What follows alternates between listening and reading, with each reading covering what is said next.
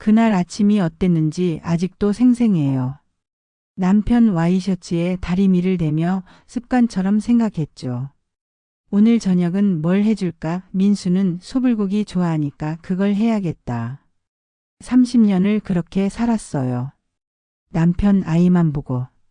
그래서 그날도 달라질 거라고는 상상도 못했어요. 그 사람이 내 인생을 그렇게 짓밟을 줄은 몰랐죠. 아침 식탁에 앉은 민수, 평소와 달랐어요. 밥을 뜨지도 않고 말도 없고. 무슨 일 있냐고 물었을 땐 대답도 안 하고 가방에서 갈색 봉투 하나 꺼내더니 내 앞에 툭 하고 던졌어요. 이혼 서류였어요. 처음엔 눈을 의심했어요. 이게 무슨 농담인가 싶었거든요. 근데 자세히 보니까 거기 적혀 있었어요. 아내 서미영은 외도 사실로 인해 본인의 귀책 사유를 인정하며 이혼에 동의함. 외도? 내가? 나는 믿기지 않아 고개를 들었어요. 이게 무슨 소리야? 내가 바람을 폈다고? 그는 날 쳐다보지도 않았어요. 지영이가 다 봤대. 너 어떤 남자랑 모텔 들어가는 거 CCTV에 찍혔다고. 그 순간 머릿속이 새하얘졌어요. 지영이? 그 이름 나는 알죠. 몇 년 전 남편이 학원 원장이라며 소개해준 여자. 전고 똑 부러지고 밝게 웃던 그 여자. 하지만 그날 알았어요. 그 웃음 뒤에 칼날이 있었다는 걸. 민수와 지영, 그 둘은 오래전부터 내 뒤통수를 치고 있었던 거예요. 그리고 날 쓰레기처럼 버릴 준비를 차곡차곡 해왔던 거고요. 사진도 있어. 증거도 있어. 이쯤에서 끝내자. 싸우지 말고. 민수는 냉정했어요. 나랑 30년을 살았던 사람이 맞나 싶을 만큼 단 한 줌의 감정도 보이지 않았죠. 나는 필사적으로 항변했어요. 당신 미쳤어? 나 그런 적 없어. 누가 뒤에서 조작한 거야. 하지만 그는 듣지 않았어요. 이미 답은 정해져 있었던 거죠. 그날 오후 민수는 제 옷을 쓰레기 봉투에 담기 시작했어요. 무심하게 아무 말 없이. 심지어 딸 민지 앞에서도요. 그 아이는 내게 고개를 돌린 채 말했어요. 엄마 그런 사람이었어? 그 말 한마디가 그 어떤 욕보다 날 찔렀어요. 내가 바람을 피웠다고 믿은 거예요. 내 딸이 내 편이어야 할 그 아이가. 집은 남편 명의였고 차도 통장도 보험도 모두 그의 이름으로 되어 있었어요. 나는 손에 쥔 게 없었어요. 쫓겨난 거예요. 그대로 거리로. 그날 저녁 나는 서울역 근처 찜질방을 전전했어요. 10,000원짜리 한 장 들고 이혼 서류 한 장과 비닐봉투 한 개 들고. 하루 전까지만 해도 내 집에서 밥을 하던 내가 지금은 남의 눈치 보며 찜질방에 앉아 있었어요. 아무리 생각해도 이해가 안 됐어요. 내가 뭘 그렇게 잘못했지? 내가 왜 이런 대우를 받아야 하지? 그 사람 밥 차리고 챙기고 아이 키우고 그렇게 살아온 내가 하루아침에 쓰레기가 돼버린 거예요. 밤 11시쯤 찜질방에서 쫓겨났어요. 자리가 없다고 했죠. 비는 추적추적 내리고 나는 서울역 앞 편의점 간판 밑에서 몸을 웅크렸어요. 그때 처음으로 죽을까라는 생각을 했어요. 근데 웃기죠. 죽을 생각은 드는데 죽는 것도 겁이 나는 거예요. 그리고 그보다 더 컸던 감정은 분노였어요. 나를 이렇게 만든 사람들에 대한 분노. 민수, 지영, 그리고 나를 의심한 딸. 내가 아무 말도 못하고 사라지면 그 사람들은 아무렇지 않게 잘 살겠죠. 그래서 다짐했어요. 죽지 말자. 살자. 이대로 끝내지 말자. 이 굴욕, 이 치욕, 이 분노. 내가 다 갚아주겠다고. 그게 그날 밤 편의점 앞에서 비를 맞으며 한 내 유일한 결심이었어요. 나는 죽지 않을 거야. 그리고 너희한테 반드시 갚아줄 거야. 서울역 찜질방 바닥에 앉아 있었어요.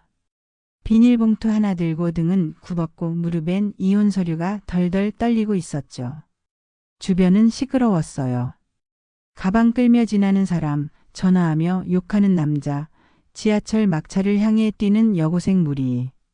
근데 저는 아무 소리도 들리지 않았어요. 내 귀엔 오직 민수의 말만 맴돌았어요. 너랑 모텔 들어가는 거 CCTV에 다 찍혔대. 그 말이 귀에 진창처럼 박혀 빠지질 않았어요. 그리고 딸아이가 했던 말. 엄마 나 엄마 믿었는데. 믿었는데. 그 말이 나를 죽였어요. 한참을 그렇게 앉아 있다가 휴대폰을 꺼내 들었어요.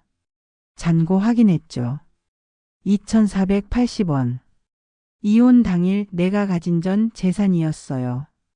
은행 창구에서 민수와 공동명의였던 통장이 전부 해지됐고 자동이체로 나가던 보험도 끊겼고 그 사람이 내 이름으로 만들었던 신용카드는 이미 정지됐더라고요. 기가 막혔죠. 계획된 일이었어요. 민수는 나를 완벽히 무너뜨릴 준비를 해왔던 거예요. 그런데도 나는 그걸 몰랐어요. 그날 밤 10시 찜질방 사장님이 다가오더니 말하더군요. 자리 없어요. 나가세요. 아무 말도 못했어요. 말을 해봤자. 지갑에 든 10,000원 한 장은 이미 라면 2개와 물 2병으로 사라졌고 남은 건 내 몸 하나였으니까요. 찜질방 문을 나서는데 비가 왔어요. 8월 중순 서울역고가 아래로 빗줄기가 흘러내리고 있었죠. 사람들은 우산을 쓰고 빠르게 지나가는데 나는 젖은 신발로 덜컥덜컥 걷고 있었어요. 목덜미가 어깨가 팔뚝이 전부 젖었는데 그게 눈물인지 비인지도 모르겠더라고요. 서울역 대합실 구석에 앉았어요. 왠지 눈 마주치면 쫓겨날까 봐. 고개 푹 숙이고 가방에 손 넣는 척만 했어요. 손끝이 얼었어요. 어디선가 젊은 남자들이 코웃음 치며 말하더군요. 야, 저 아줌마 또 왔네. 어제도 여기 앉아 있었는데 꼴 좀 봐라. 웃었어요. 나도 웃었어요. 그게 내가 지금 어떤 처지인지 보여주는 거였으니까요. 휴대폰 배터리는 꺼졌고 충전할 곳도 없었어요. 공중전화? 지갑엔 동전 한 푼 없었어요. 카드를 쓰자니 이미 정지됐고 그때 느꼈어요. 사람이 하루아침에 없는 사람이 될 수 있구나. 존재 자체가 지워지는 기분이었어요. 근처 편의점 앞에 쭈그려 앉아 있었어요. 진열장 안에 삼각김밥을 보면서 저거 하나 훔치면 잡혀가겠지. 그럼 따뜻한 곳에서 잘 수 있을까? 경찰서라도 유치장이라도. 그런 생각까지 들었어요. 그때 길가에 달려오던 검은 차 한 대가 물을 튀기며 제 옆을 지나쳤어요.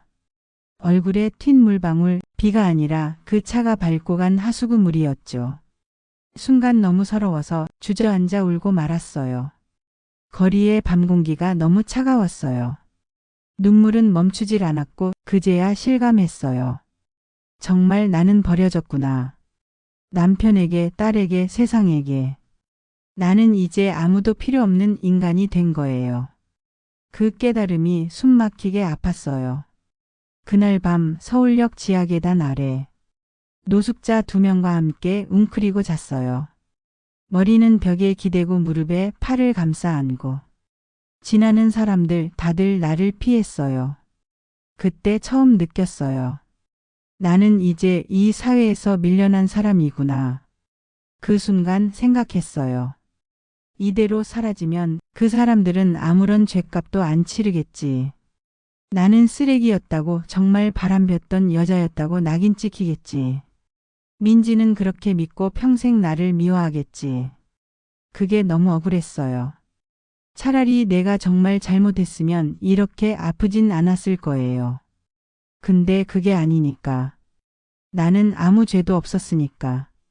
그래서 나는 그날 밤 비에 젖은 그 거리에서 다짐했어요. 죽지 않겠다. 그리고 언젠가 다 갚아주겠다. 민수, 지영 그리고 날 믿지 않았던 모두에게 내가 얼마나 무서운 사람인지 보여주겠다. 그게 내가 다시 일어서야 하는 이유가 됐어요. 나를 쓰레기로 만든 사람들에게 진짜 지옥이 뭔지 보여주기 위해서. 그날 이후 며칠을 서울역 근처에서 보냈는지 잘 기억도 안 나요. 밤이면 벤치 위에서 쪼그려 자고 낮이면 화장실 거울 앞에서 얼굴만 닦았어요. 길바닥에서 사는 삶이 얼마나 빨리 익숙해지는지 그걸 그때 처음 알았어요. 사람들이 나를 쳐다보는 눈빛이 있었어요. 처음엔 부끄러웠죠. 고개를 푹 숙이고 나는 원래 이런 사람이 아니에요 라고 변명이라도 하고 싶었어요. 하지만 시간이 흐르니까 알겠더라고요. 변명해봤자 아무도 안 들어요. 그 누구도 내 사정을 궁금해하지 않아요. 여기선 그냥 냄새 나는 여자 하나가 지나간다고만 생각할 뿐이에요. 며칠째 되던 날 한 할머니가 제 옆에 앉아 오뎅 국물을 건네셨어요. 말없이 먹었어요. 뜨겁고 짰지만 그 맛이 그렇게 따뜻할 수가 없었어요. 할머니는 말했어요. 여기까지 온 사람은 죽을 용기 대신 살 용기를 택한 거야. 살아, 끝까지 살아. 나도 그렇게 살았어. 그 말이 가슴을 찔렀어요. 살 용기. 그건 저한테 어울리지 않는 말이라고 생각했거든요. 하지만 그날 밤 난 진짜로 결심했어요. 죽지 않겠다고. 이대로 사라지지 않겠다고. 끝까지 살아남아서 내 인생을 망가뜨린 그들에게 죗값을 치르게 하겠다고. 하지만 현실은 너무 단단했어요. 몸도 마음도 망가진 상태에서. 누구도 나를 고용하지 않았어요. 이력서에 전업주부밖에 없는 사람, 나이도 많고 주소지도 없고 추천인도 없는 사람을 누가 뽑겠어요. 그래도 버텼어요. 처음엔 새벽 청소 일을 했고 낮엔 시장에서 짐도 날랐어요. 손바닥은 금세 갈라졌고 허리는 매일 아팠지만 그 고통이 이상하게도 위로처럼 느껴졌어요. 살고 있다는 증거 같았거든요. 잠은 고시원에서 잤어요. 반지하 곰팡이 냄새 나는 방. 창문을 열면 바로 담벼락이었고 햇빛 한 줄기 들어오지 않았지만 그래도 내 공간이라는 게 있었어요. 그 좁은 방에 앉아 매일 밤 다이어리를 썼어요. 어떤 날은 민수욕을, 어떤 날은 민지에 대한 그리움을, 또 어떤 날은 그냥 울면서 낙서를 했어요. 근데 어느 날부터였어요. 다이어리에 이런 문장이 자주 적히기 시작했어요. 이렇게 당하고만 살지 않을 거야. 기다려. 내가 너희 전부 무너뜨릴 거니까. 그 문장들이 제 하루를 버티게 했어요. 그러다 우연히 시장에서 만난 한 언니가 보험 설계사 일을 소개해 줬어요. 이름도 바꾸고 머리도 짧게 잘랐어요. 새 사람이 된 거죠. 서미영은 그날 서울역에서 죽었다고 생각했어요. 나는 이제 다른 사람으로 살아야 했으니까요. 말도 억세게 바꾸고 화장도 진하게 하고 웃는 표정도 바꿨어요. 내가 알던 나는 이제 없었어요. 그래야 살 수 있었어요. 아니, 그래야 복수할 수 있었어요. 지영이. 그 여자의 SNS를 보며 이를 갈았어요. 남편이랑 손잡고 제주도 여행 갔다며 사진 올려놨더라고요. 행복은 결국 선택하는 자의 것. 그 문구 보는데 속에서 불이 올라왔어요. 행복? 내가 훔친 행복이잖아. 그건 내 거였잖아. 그 순간 제 안에 묻혀있던 내가 고개를 들었어요. 나는 다시 일어나야 해요. 그리고 반드시 너희를 끌어내려야 해요. 이름을 버리는데 5분도 안 걸렸어요. 주민센터에서 인감증명서 하나 떼고 개명 신청서 적고 판사 앞에서 간단한 사유서만 내면 끝이에요. 서미영이라는 이름을 벗는 순간 나는 과거도 함께 지웠어요. 그날 이후 나는 윤선아로 살게 되었어요. 처음엔 어색했어요. 누가 윤선아 씨 부르면 고개가 바로 안 돌아갔어요. 하지만 익숙해지기까지 오래 걸리지 않았어요. 잊고 싶었거든요. 서미영이라는 이름, 그 이름이 상징하던 그 지옥 같은 시간들을. 머리도 짧게 잘랐어요. 검정색으로 염색하고 똑단발로. 거울을 보면서 혼잣말했죠. 이제부터 넌 윤선아야. 바보처럼 당하고만 살던 그 여자가 아니야. 몸도 바꿨어요. 하루 2시간씩 운동하고 식단 조절하고 몸무게를 12kg나 뺐어요. 두 다리로 딛고 선 이 세상에서 다시는 쓰러지지 않기 위해. 그리고 나는 말하는 법을 배웠어요. 영업직은 말발이 생명이잖아요. 처음엔 문 앞에서 쩔쩔맸죠. 안녕하세요. 보험 설명 좀 드려도. 그 한마디 내뱉기도 숨이 막혔어요. 근데 사람은 간절하면 변하더라고요. 매일 아침 거울 보며 스스로에게 외쳤어요. 오늘은 민수를 무너뜨릴 윤선아가 되는 날이야. 그게 주문이었어요. 내 마음에 독을 부리는 주문. 3개월쯤 지나니 첫 계약이 들어왔어요. 동네 국밥집 사장님. 남편 때문에 망한 적 있다는 그분이 제 말에 고개를 끄덕이더라고요. 그때 처음 생각했어요. 사람의 마음은 결국 진심이 통한다. 하지만 내 진심은 따로 있었죠. 돈을 버는 것도 사람을 얻는 것도. 결국 복수를 위한 발판이었어요. 6개월 1년. 내 이름으로 된 통장이 생겼고 매달 수수료가 입금됐고 고시원에서 원룸으로 원룸에서 투룸으로 옮겼어요. 지영의 SNS는 여전히 번지르르 했어요. 골프장, 와인바, 샤넬 가방. 그 모든 게 남편 민수의 돈으로 산 것들이겠죠. 내가 살았으면 당연히 내 것이었을 그 모든 삶을 저 여자는 꿀처럼 빨아먹고 있었어요. 하지만 웃긴 건 그 모든 걸 보면서도 나는 이가 갈리기보다 차분해졌다는 거예요. 분노는 식었지만 그 대신 차가운 계산이 자리 잡았어요. 복수는 감정이 아니라 전략이더라고요. 나는 매일 다이어리에 적었어요. 민수의 사업 정보를 수집할 것. 지영과의 관계를 파악할 것. 민지가 다니는 대학 학과 성적 확인. 하나하나 다 체크했어요. 마치 군사작전처럼. 그리고 어느 날 우연히 민수 회사에서 일하는 여자를 만났어요. 소개팅 보험 상담 요청이었죠. 그 여자는 민수의 회사가 운영하는 자회사의 경리였어요. 내가 물었어요. 회계 쪽 일하시면 피곤하시겠어요. 그랬더니 그녀가 말하더군요. 아, 세무조사는 피곤하죠. 이번에도 대표님이 또 말 못하죠. 하. 그 말 한마디 귀에 박혔어요. 또. 대표님. 말 못해요. 내가 기다리던 단서였어요. 민수가 뭐든 숨기고 있다는 확실한 징조. 그날 밤 나는 책상 앞에 앉아서 이렇게 적었어요. 민수의 약점 발견. 추적 시작. 그리고 본격적으로 움직이기 시작했어요. 전문가처럼 움직였어요.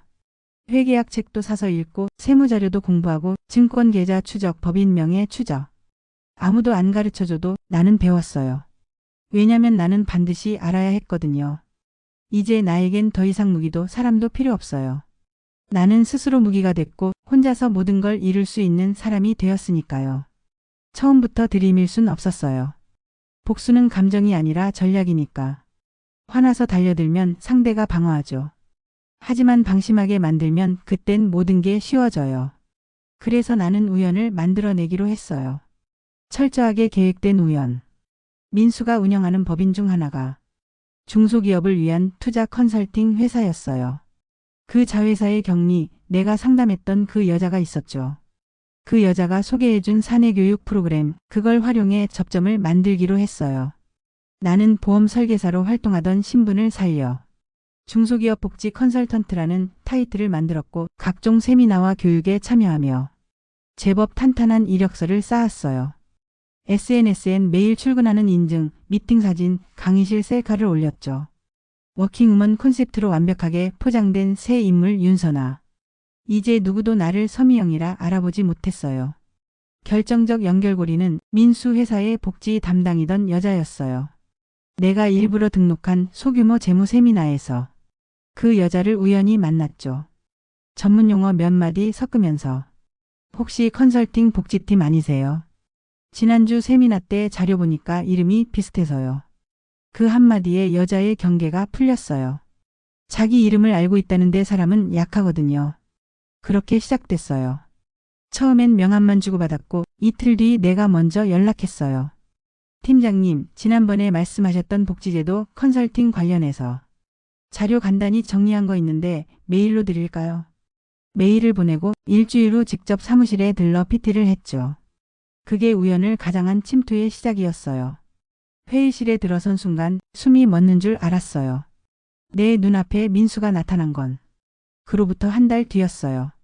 본사 사무실에서 진행된 대면 미팅 자리. 민수의 회사 로고. 내가 한때 도장 찍고 서류 정리하던 그 회사. 이제 나는 고객 자격으로, 아니 복수의 칼을 숨긴 채 그 회사 문을 열고 들어왔어요. 문이 열리고 그가 들어왔어요. 검은 정장, 여전히 반짝이는 구두, 머리는 옛날보다 희끗했지만 그 특유의 거만한 눈빛은 변하지 않았어요. 하지만 그는 나를 못 알아봤어요. 그럴 수밖에 없죠. 30kg 넘게 빠졌고 눈매도 말투도 심지어 웃는 습관까지 바뀌었으니까요. 나는 침착하게 복지 컨설팅에 대해 설명했고 그는 제안을 긍정적으로 평가했어요. 그 말 끝에 이렇게 말하더군요. 우리 부인하고도 이야기 나눠보시죠. 복지 쪽에 관심 많아요. 그 순간 심장이 쿵 내려앉았어요. 지영 그 여자가 또다시 내 앞에 나타날 줄은 알았지만 이렇게 빠르게 마주하게 될 줄은 몰랐어요. 며칠 뒤 강남의 한 와인바. 지영이 먼저 와 있었어요. 하얀 블라우스, 금목걸이, 비싼 가방. 그녀는 나를 보자 고개를 갸웃했어요. 어디서 많이 뵌 것 같기도 하고. 그 순간 나는 살며시 웃으며 말했죠. 제가 워낙 돌아다녀서요. 강의도 하고 보험 쪽도 오래 일해서요. 그녀는 웃으며 손을 내밀었어요. 강지영입니다. 잘 부탁드려요. 나는 그 손을 잡으면서 생각했어요. 기억 못하겠지. 내가 망가뜨린 여자가 지금 내 앞에 앉아 있다는 걸. 그날 지영은 참 친절했어요. 음식도 먼저 주문해주고 와인 추천도 해주고 무엇보다 나를 철저히 하급자로 대하더군요. 그게 오히려 좋았어요. 방심했거든요. 그날 이후 나는 민수 회사의 공식 외부복지 컨설턴트로 들어갔고 지영과의 개인적인 만남도 늘어났어요. 선아 씨는 정말 야무지셔. 나중에 우리 투자사에도 컨설팅 한번 해줘요. 그녀가 문을 열기 시작한 거죠. 자신들의 내부를 내게 스스로 드러내기 시작했어요. 나는 하나하나 기억했어요. 지영이 말한 투자사 이름, 민수가 쓰는 회계법인의 담당 세무사 이름, 가끔 스쳐 지나가는 고급 정보들. 그 모든 것들이 조각처럼 모여 이제 하나의 퍼즐이 되어가고 있었어요. 이제 그들의 삶 안으로 내가 들어왔어요. 우연처럼 보이지만 사실은 정교하게 짜인 입장권이었죠. 민수의 회사는 겉으로 보기엔 탄탄했어요. 신사업, 해외 투자, 복지 강화. 모든 걸 갖춘 모범 중소기업처럼 보였죠. 하지만 이상했어요. 세금 처리가 너무 단순했고 보고서에 쓰인 숫자들이 유독 반복됐어요. 복지비 지출 항목에선 매달 정해진 금액이 현금성 비용으로 빠져나가고 있었죠. 나는 일부러 그 항목을 꼬집었어요. 이 비용은 세무감사를 받을 때 문제가 될 수 있어요. 그러자 지영이 웃으며 말하더군요. 아유, 거기까진 신경 안 써도 돼요. 민수 씨가 다 알아서 해요. 그 말이 증거였어요. 민수가 모든 회계 흐름을 통제하고 있다는 것. 그건 동시에 약점이 될 수 있다는 뜻이기도 했죠. 그 다음은 투자사였어요. 지영이 자주 말하던 우리 사람들끼리 투자하는 작은 펀드. 그게 페이퍼 컴퍼니라는 걸 알게 된 건 우연이 아니었어요. 나는 일부러 투자 연계 복지를 주제로 컨설팅을 걸었고 지영은 자랑하듯 사업자 등록증을 보여줬어요. 사업자 명의는 지영의 오빠. 주소는 민수 회사 창고지. 내용은 창고 임대업인데 실상은 그 안에서 아무 사업도 하고 있지 않았어요. 따따. 속으로 외쳤어요. 이건 명백한 법인세 탈루였어요. 부부가 짠 거겠죠. 회사의 이익을 이곳에 옮겨놓고 세금을 줄이고 현금 흐름을 쌓는 방식. 겉으론 전혀 티가 나지 않지만 속은 썩어가는 구조였죠. 다음은 민지. 내 딸. 한때 나를 가장 깊게 찔렀던 아이. 이제는 그 아이조차 내 계획의 중요한 조각이 되어버렸어요.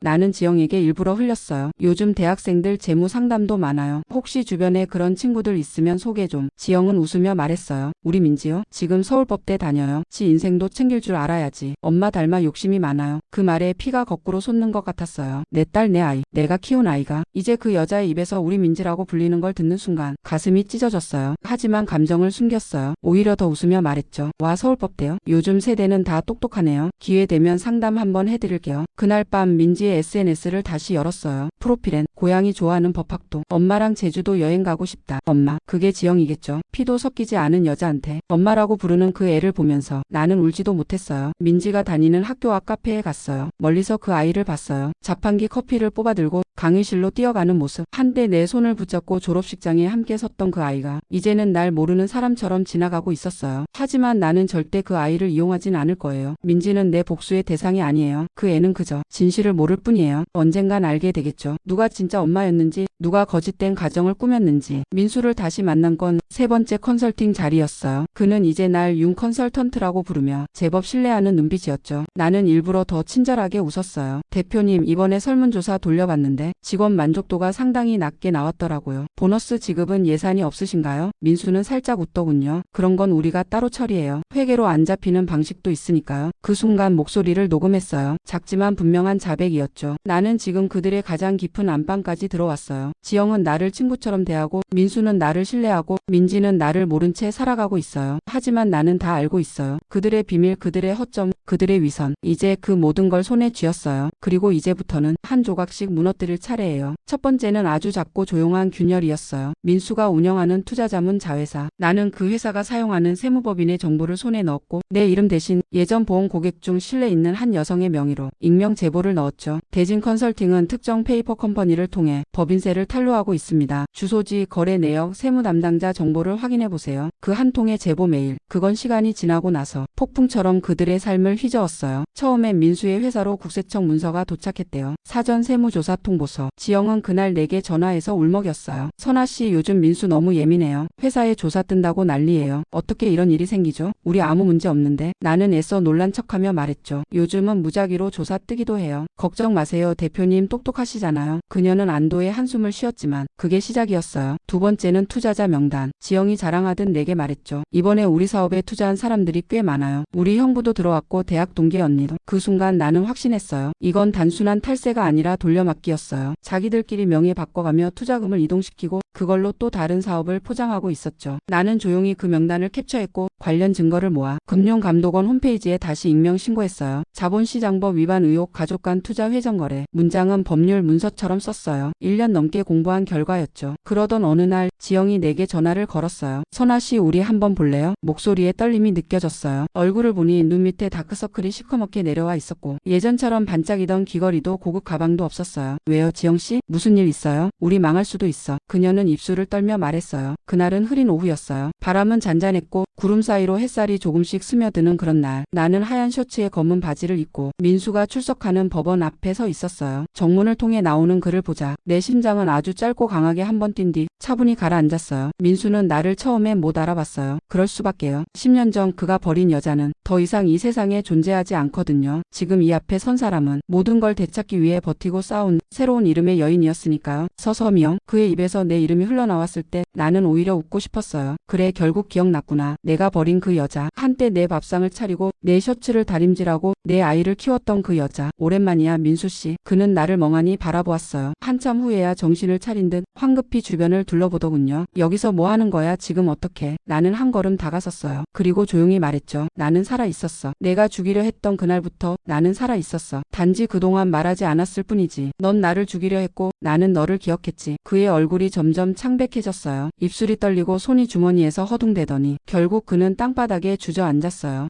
지영이까지 다 무너졌어. 너 내가 그랬지? 너였지 이 모든 게. 이걸 왜 이렇게까지. 나는 그를 내려다봤어요. 거기 그 바닥에 주저앉은 한 남자가 있었어요. 10년 전 나를 비웃던 그 눈빛도 내 딸을 빼앗아간 자부심도 모두 사라진 채 그저 무너진 하나의 인간이 되어 있었어요. 왜 이렇게까지 하냐고? 나는 고개를 숙여 그에게 말했어요. 너도 알잖아. 복수는 차갑게 식었을 때 먹는 게 맛있다는 거. 그는 고개를 떨구었어요. 두 손으로 머리를 감싸고 입을 앙다문 채 떨었어요. 넌 날 짓밟았어. 내 명예, 내 가정, 내 아이, 내 인생 전부를 빼앗았지. 그리고 내 옆에 있던 그 여자는 그 모든 걸 지켜보면서도 즐겼고 그래서 나는 결심했어. 너희가 쥐고 있는 모든 걸 뺏겠다고. 그는 고개를 들었어요. 눈빛이 달라졌어요. 처음으로 진심으로 무서워하는 눈빛. 그 눈빛에 나는 더 이상 말하지 않았어요. 그저 돌아섰죠. 법원 앞 계단을 내려오는 내 발걸음은 무겁지도 떨리지도 않았어요. 그때 뒤에서 그의 목소리가 들렸어요. 미영아, 미안해. 내가 미안해. 나는 멈춰서지 않았어요. 그 말이 이제는 아무 의미도 없다는 걸 알았거든요. 그 순간 뒤에서 누군가 다가왔어요. 민지였어요. 내 딸. 그 아이가 조용히 내 손을 잡았어요. 그리고 말했어요. 엄마 잘했어. 그 짧은 말, 그 말 한마디가 10년간의 눈물과 분노 모든 응어리를 순식간에 녹여냈어요. 우리는 함께 걷기 시작했어요. 어깨를 나란히 하고 한 번도 그렇게 나란히 걸어본 적이 없었던 그 길을 지나가는 사람들은 그저 모녀가 산책하는구나 생각하겠죠. 하지만 우리 둘만은 알아요. 이 길은 살아남은 자가 끝끝내 되찾아낸 길이라는 걸. 나는 복수했어요. 그리고 되찾았어요. 딸을, 나를, 내 이름을. 이제 남은 건 평범한 일상이에요. 그토록 갖고 싶었던 아무 일도 없는 하루. 그게 이제는 가장 큰 선물이에요. 세무조사 들어오고 투자자들 사이에서 소문나고 은행이 대출 줄여버렸어. 민수는 지금 사람들 피해 다니기 바쁘고 나는 아무 말도 안 했어요. 그저 그녀를 바라봤어요. 그녀는 벽 쪽을 보며 조용히 말했어요. 근데 가끔 그런 생각이 들어. 혹시 우리가 망하게 하려고 누가 일부러 건드린 건 아닐까? 나는 침착하게 웃으며 말했어요. 지영씨, 누가 그 정도로 시간 들여서 그런 걸 하겠어요. 다 자기 실수 때문이지. 그 말에 그녀는 고개를 끄덕였어요. 그렇지, 내가 너무 예민했나봐. 하나씩 무너지기 시작했어요. 민수는 점점 초조해졌고 임원들 사이에서 불만이 터졌고 신입사원 월급이 밀리기 시작했어요. 그리고 드디어 내가 직접 움직일 순간이 왔어요. 나는 민지에게 익명의 이메일을 보냈어요. 보낸 사람은 법률고발센터. 첨부 파일은 민수와 지영이 탈세한 자료 요약본, 허위투자 계약서 스캔본, 그리고 무엇보다 지영이 내 딸 민지를 자신의 친딸인 것처럼 소개하며 이름을 바꿔 문서에 올린 흔적까지 포함돼 있었어요. 나는 그 메일을 보낼 때 손이 떨렸어요. 내가 키운 딸, 나를 버린 딸, 하지만 여전히 내 아이였으니까. 하지만 진실은 언젠가 마주해야 하니까. 그 아이가 평생 거짓된 가족 밑에서 진실을 모르고 살게 할 순 없었어요. 며칠 뒤 민지에게서 반응이 왔어요. 지영의 SNS가 비공개로 바뀌었고 민수의 회사 블로그도 게시물이 모두 사라졌어요. 사람들이 그들의 이름을 검색하기 시작했고 인터넷 커뮤니티에 컨설팅 탈세 의혹 정리라는 글이 올라오기 시작했죠. 나는 조용히 그 모든 걸 지켜봤어요. 커피 한 잔을 들고 과거 내 삶을 빼앗아간 사람들이 하나둘 쓰러지는 모습을 냉정하게 바라봤어요. 이제 시작일 뿐이에요. 그들이 나를 땅바닥으로 끌어내렸듯 나는 그들을 지하실 밑으로 끌고 내려갈 거예요. 끝까지 천천히 철저하게. 민지가 내게 연락을 한 건 그날 밤 11시 47분이었어요. 숨이 멎을 것 같았어요. 화면에 뜬 이름 민지. 그 아이가 내게 직접 전화를 걸어올 줄은 몰랐거든요. 10년이 넘는 시간 동안 내 번호는 바뀌지 않았어요. 언젠가는 그 애가 전화를 걸지도 모른다고, 어쩌면 아주 가끔은 나를 떠올릴지도 모른다고 어리석게도 기대했던 내가 있었거든요. 통화 버튼을 누르지 못한 채 휴대폰을 바라만 보고 있었어요. 하지만 벨소리는 끊기지 않았고 나는 손가락을 떨며 통화 버튼을 눌렀죠. 여보세요? 엄마야? 그 한마디, 단 세 글자. 그게 그렇게 아플 줄 몰랐어요. 엄마라는 말이 이토록 낯설고 따뜻하고 동시에 잔인한 말일 줄은. 그래 민지야, 나야. 목소리가 갈라졌어요. 눈물이 뺨을 타고 흘러내렸죠. 그 아이는 한참 말을 잇지 못했어요. 그리고 조용히 떨리는 목소리로 말했어요. 그 메일 엄마가 보낸 거지? 나는 숨을 한번 삼키고 솔직하게 대답했어요. 응, 내가 보냈어. 너한텐 진실을 알려야 할 것 같았어. 지금이 아니면 영원히 오해만 하고 살까봐. 민지는 흐느꼈어요. 전화기 너머로 들리는 울음. 그 아이가 무너지는 소리를 나는 고스란히 듣고 있었어요. 그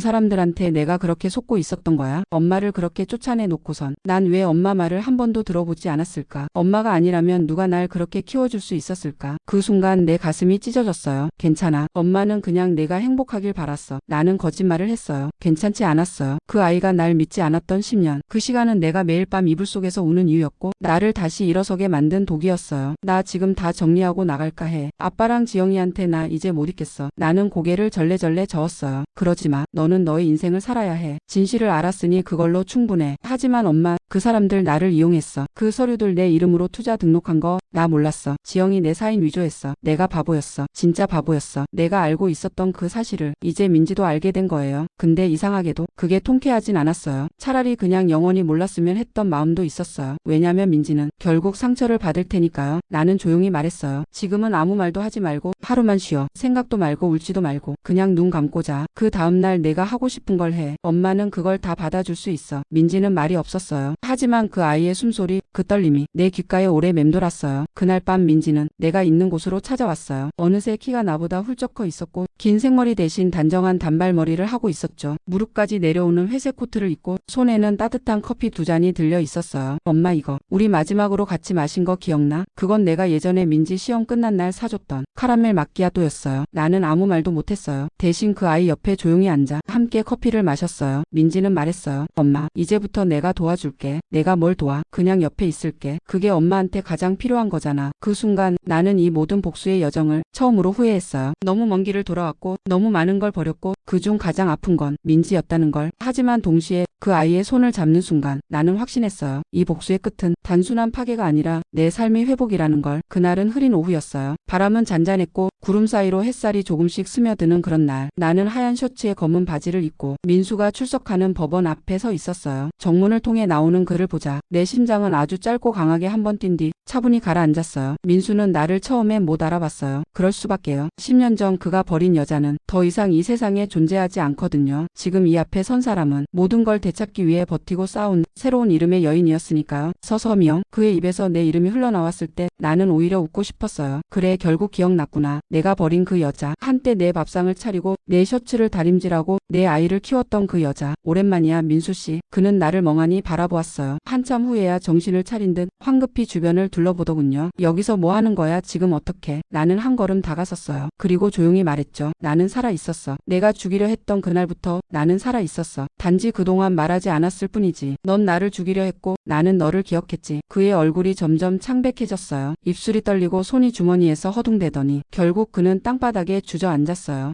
지영이까지 다 무너졌어. 너 내가 그랬지? 너였지 이 모든 게. 이걸 왜 이렇게까지. 나는 그를 내려다봤어요. 거기 그 바닥에 주저앉은 한 남자가 있었어요. 10년 전 나를 비웃던 그 눈빛도 내 딸을 빼앗아간 자부심도 모두 사라진 채 그저 무너진 하나의 인간이 되어 있었어요. 왜 이렇게까지 하냐고? 나는 고개를 숙여 그에게 말했어요. 너도 알잖아. 복수는 차갑게 식었을 때 먹는 게 맛있다는 거. 그는 고개를 떨구었어요. 두 손으로 머리를 감싸고 입을 앙다문 채 떨었어요. 넌 날 짓밟았어. 내 명예, 내 가정, 내 아이, 내 인생 전부를 빼앗았지. 그리고 내 옆에 있던 그 여자는 그 모든 걸 지켜보면서도 즐겼고 그래서 나는 결심했어. 너희가 쥐고 있는 모든 걸 뺏겠다고. 그는 고개를 들었어요. 눈빛이 달라졌어요. 처음으로 진심으로 무서워하는 눈빛. 그 눈빛에 나는 더 이상 말하지 않았어요. 그저 돌아섰죠. 법원 앞 계단을 내려오는 내 발걸음은 무겁지도 떨리지도 않았어요. 그때 뒤에서 그의 목소리가 들렸어요. 미영아, 미안해. 내가 미안해. 나는 멈춰서지 않았어요. 그 말이 이제는 아무 의미도 없다는 걸 알았거든요. 그 순간 뒤에서 누군가 다가왔어요. 민지였어요. 내 딸. 그 아이가 조용히 내 손을 잡았어요. 그리고 말했어요. 엄마 잘했어. 그 짧은 말, 그 말 한마디가 10년간의 눈물과 분노 모든 응어리를 순식간에 녹여냈어요. 우리는 함께 걷기 시작했어요. 어깨를 나란히 하고 한 번도 그렇게 나란히 걸어본 적이 없었던 그 길을 지나가는 사람들은 그저 모녀가 산책하는구나 생각하겠죠. 하지만 우리 둘만은 알아요. 이 길은 살아남은 자가 끝끝내 되찾아낸 길이라는 걸. 나는 복수했어요. 그리고 되찾았어요. 딸을, 나를, 내 이름을. 이제 남은 건 평범한 일상이에요. 그토록 갖고 싶었던 아무 일도 없는 하루. 그게 이제는 가장 큰 선물이에요. 그날 이후 저는 다시 사람답게 살아가고 있습니다. 분노도 복수도 내려놓고 그저 평범한 하루를 살아가는 것. 그게 얼마나 귀하고 단단한 것인지 지금은 너무도 잘 알고 있어요. 여러분이라면 저처럼 하셨을까요? 누명을 쓰고 쫓겨났다면, 가족에게 배신당했다면 당신은 어떤 선택을 했을까요? 혹시 오늘 이야기가 당신의 마음 어딘가를 건드렸다면 댓글로 당신의 생각을 들려주세요. 그리고 이 채널이 계속 당신의 이야기를 대신 말해주길 원하신다면 지금 구독 버튼도 잊지 마세요. 그게 저희에겐 아주 큰 힘이 됩니다. 그리고 다음 이야기는 믿었던 친구의 배신으로 삶이 송두리째 무너진 한 여자의 이야기입니다. 사람은 정말 끝까지 믿을 존재일까요? 그 물음으로 다시 찾아뵙겠습니다. 시청해주셔서 감사합니다.